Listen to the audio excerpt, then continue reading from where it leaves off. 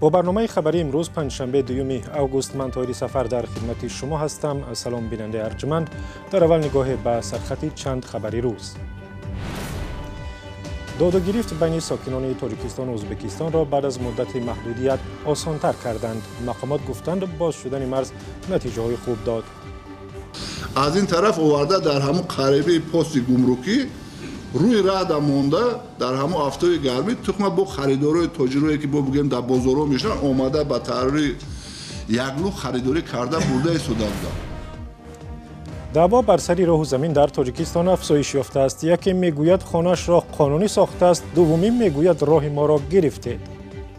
من خودم نبودم در موجودیت در روسیه اومدم زدم محکم که پول را دیگه نداریم میگه که هیچ کاری نمیاد برین که جای دعوا میکنیم بکنیم.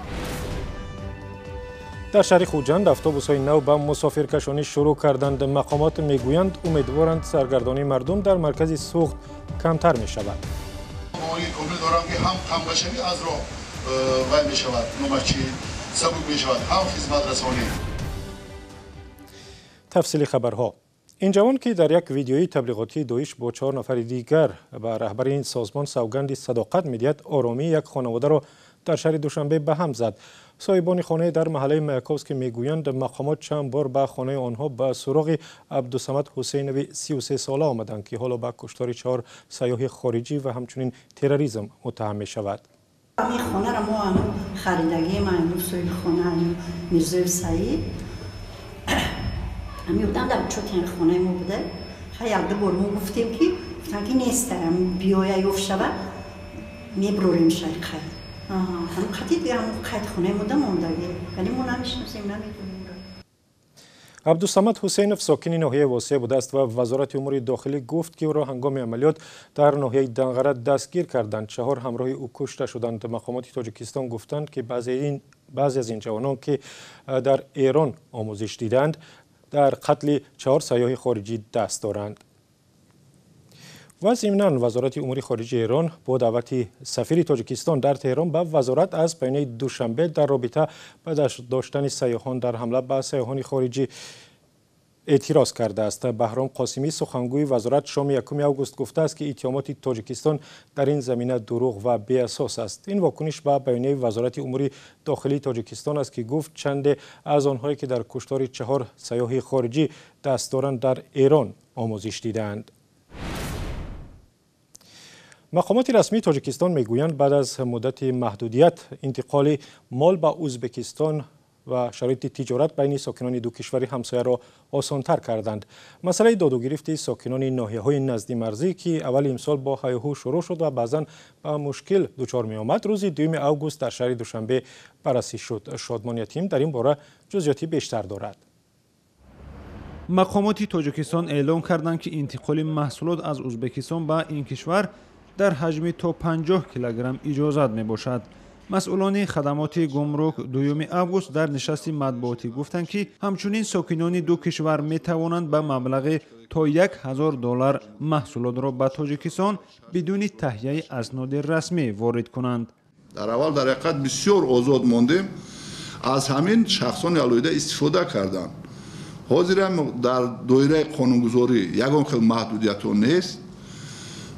تنها نظارت گمرکی هم از جانب ما هم از جانب ازبکستان طبق طلبات قانونگذاری هر دو کشور بر راه مانده شده است.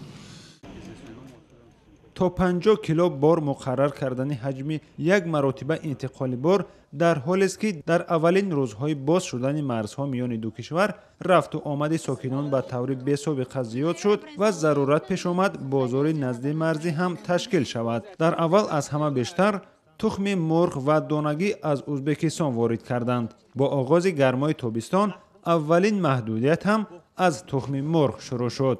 مقامات گفتند که 435,000 دانه تخم مرغ وارداتی از ازبکستان را آشکار کردند که غیر قابل استعمال بوده است. در افتاب گرمی تابستان از اون طرف آورده تخم ذخیره کردگان در زمین در روی زمین و این چیزایی که ما مشاهده کردیم اینا مقامات نظارتی رفته دیدن. از این طرف آورده در همون قریبه پست گمرکی روی راه مونده در همون افتای گرمی تخم با خریدارای تاجرایی که با بگیم در بازارها میشن اومده با تحریر яглу харидорӣ карда бурда истода буданд. мақомот мегӯянд додугирифти молу маҳсулот миёни ду кишвар фоидаи назаррас овардааст. барои ҳамин ҳукумати тоҷикистон тасмим гирифтааст 5 гузаргоҳи марзӣ бо ӯзбекистонро комилан бозсозӣ кунад, зеро тӯли солҳои аз фаъолият бозмонданашон онҳо корношоям шудаанд. صادراتی مال از جمهوری تاجیکستان مبلغ زیاده از 66 میلیون دلار آمریکایی تشکیل داده است و واردات مال از جمهوری ازبکستان 51 میلیون دلار رو. بسیار وقت در واسطه اخبار ما می‌خواندیم که اگر سرحد گشوده شود همه مال‌های جمهوری ازبکستان بازار تاجیکستان دا زیاد میشوند و امکانات حاضر بینیم از روی گردش مالی برعکس شده است. از ما زیاد مال رفته شده است به وای.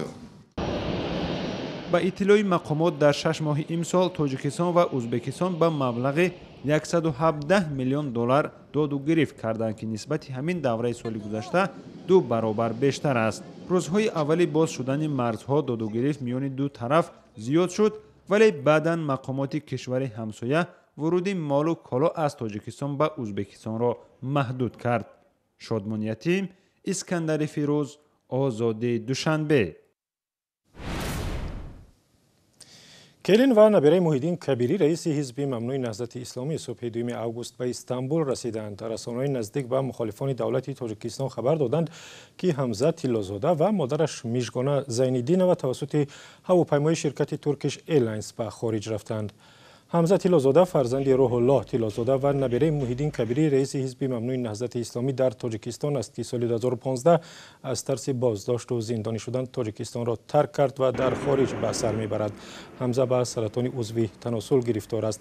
аввали имсол табибони Тоҷикистон ҳамзаро, ки чанд сол боз бемор аст, ҷарроҳӣ карданд, вале бенатиҷа. баъд аз он ки сарнавишти кӯдаки 4-сола аз ноҳияи ваҳдат сару садои зиёдеро дар шабакаҳои иҷтимоӣ барангехт, мақомоти Тоҷикистон гуфтанд ҳеҷ монеъе барои рафтани Мижгона Зайниддинова ва писараш ба хориҷ вуҷуд надорад ва ҳамчунин ваъда доданд, ки дар таҳияи шиноснома ба ин хонавода кӯмак мекунанд.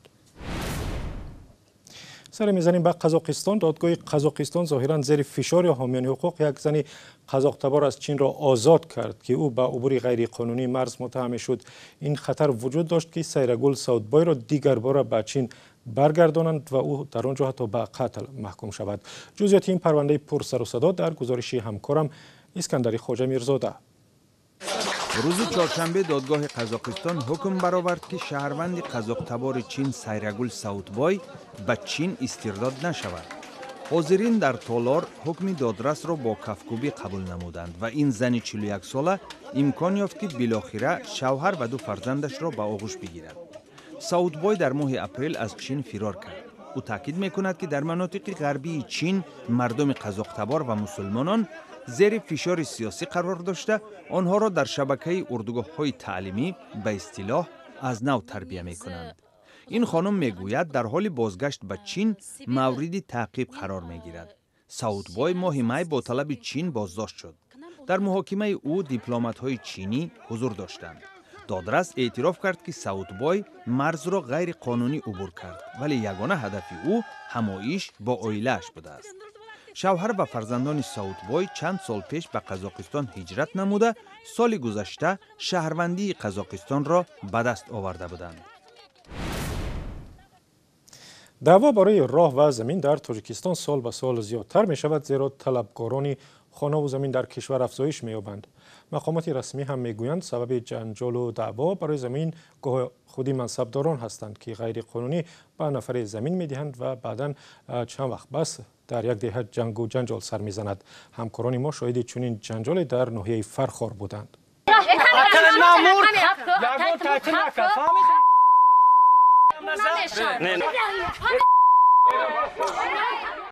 даъво ва гиребонгирии ин сокинон барои роҳ аст. ҳудуди 20 хоҷагӣ иддао доранд, ки як ҳамсоя роҳи онҳоро бастааст. ина ҳамин маҳалла, ина маҳкама. рай гузар надорем. ина 18 хона кӯдакои бечора сарсон саргардон дар раи хок дорем. сокинони деҳаи Файзободи ҷамоати 20-солагии истиқлолияти ноҳияи Фархор мегӯянд, соли 2007 дар ин макон барои сохтмони манзили истиқоматӣ ба онҳо замин ҷудо карданд. аз рӯи нақша ҷои ин девор бояд роҳ бошад. نمی راه دایم خیل اومدیم چین کردن دادن هم مردا که را محکم که همون مردا زنشو هر دوش اومدن گفتن که اکای نمی تراحتن ما خونم همه را می توردم دوختم ما خدم نبودم در موجودم در آسیا اومدم زدم محکم که پول را دیگه نداریم میگه که هیچ کاری است نمیه برین که جوی داو میکنیم بکنیم. ساکنان میگویند بسته شدن راه اساسی کوچه‌شان آنها را با مشکلات سنگین روبرو کرده است. کسلی ما در راه ماند وزمین شید. انم خیلی اودیسو میشوند سکاری را نمیوه بیویا. با میویا با نسمی وزمین میگیره که راه نداریم.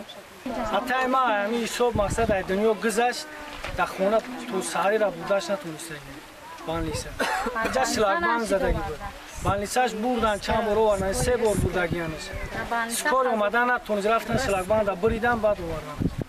از کمیته زمینی ناحیه فرخار به رادیوی آزادی حجتی را پیشنهاد کردند که در آن گفته می شود راه از سوی گنجالوف خیریدین غیر قانونی غصب شده است.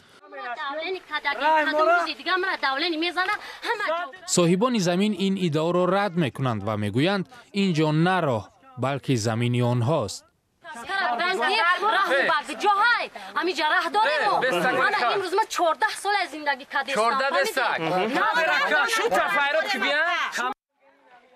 مشکل ساکنان 10 سال پیش پیدا شده است اما 3 سال اخیر بحث و کشمکش آنها تا حد رسیده است که رئیس محله هم برای حل آن کمک کردن نمیتواند. نه 3 رئیس حکومت دیدیم عرضه دادیم چاره ندیدیم. مردان این محله اکثرا در مهاجرتند. زنان باشند میگویند برای حل این مشکلاتشان تا آخر مبارزه میبرند. این طرف راه آهن میزنن محکم میکنن که راه هوی نکنه که ما گولک مایده داریم. اینجا نداره ما شکایت کنیم. در شهر خوجند 2 روز باز است که دهها اتوبوسی مسافربری نو حرکت دارند ولی مشکلات نقلیاتی جمعیتی شهر را حل کرده نمیتوانند. در مرکز ماموری ولایت سوخت یک برنامه دولتی برای بهتر کردن حرکت مردم در شهر و نواحی اطراف عملی می شود و گزارش را در این باره همراه می بینیم.